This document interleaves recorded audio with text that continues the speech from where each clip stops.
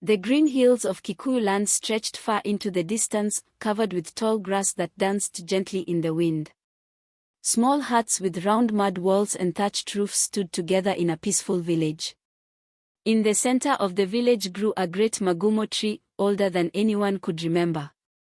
Its wide branches spread across the sky, and beneath it the elders gathered to speak about the matters of the village. In this village lived a young woman named Wanjiru, the daughter of Mzee Mwangi, the most respected elder in the community. Wanjiru was known for her kindness and her quiet strength.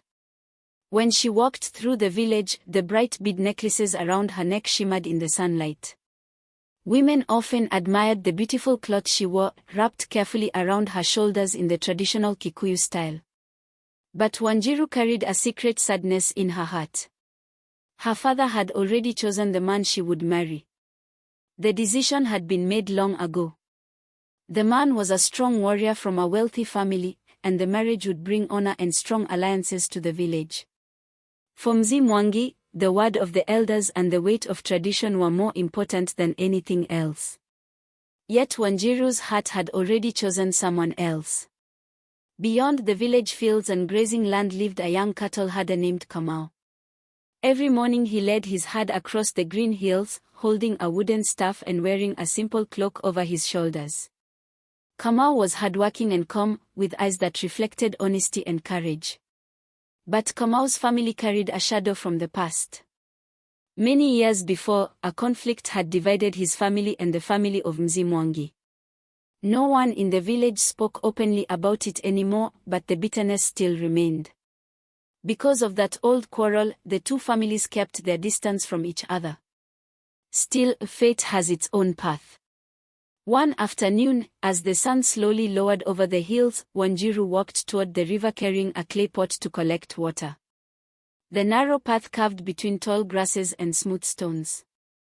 As she reached the river bank, she saw Kamau guiding his cattle nearby. For a moment they simply looked at one another. Kamau greeted her politely, and Wanjiru answered with a small smile. Their voices were quiet, but something warm and gentle passed between them that neither could fully explain. After that day, they began to meet often. Sometimes they spoke near the river while Kamau's cattle drank from the water. Other times they walked along the edges of the grazing fields where the tall grass hid them from the eyes of the village. But their favorite place was beneath the great magumo tree on the edge of the hills. There, under its wide branches, they shared stories and dreams. Kamau spoke about building a home of his own one day.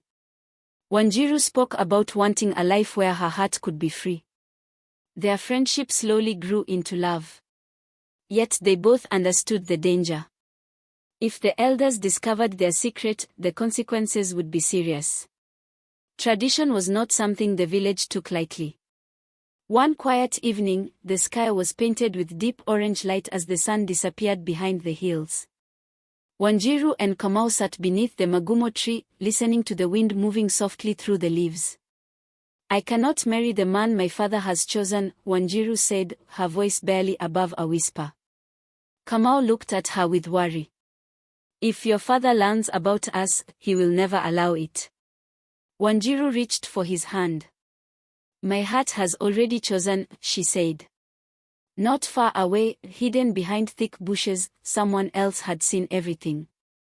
Nyambura, Wanjiru's cousin, had quietly followed her that evening. Nyambura had always envied the attention Wanjiru received in the village. When she saw Wanjiru sitting beside Kamau and holding his hand, jealousy filled her heart like a dark storm. By the next morning, the secret had spread across the village. The elders gathered beneath the sacred magumo tree. Villagers stood around in silence, watching as Mzee Mwangi stepped forward with his walking staff in hand. His face was heavy with anger and disappointment. Soon Wanjiru and Kamau were brought before the gathering. The entire village watched as the two young lovers stood together beneath the wide branches of the ancient tree. Mzee Mwangi's voice was firm and powerful. "Is it true that you have been meeting this young man in secret?" he asked his daughter. For a moment, Wanjiru felt the weight of every eye upon her. Fear pressed heavily against her chest, but she refused to lower her head. "Yes, father," she answered quietly. A wave of mamas moved through the villagers. Mzee Mwangi turned toward Kamau with sharp eyes. "Our families have not stood together for many years," he said. "Do you think love can erase the past?" Kamau stepped forward slowly, holding his staff firmly in his hands. "I do not wish to bring shame to this village," he said with respect.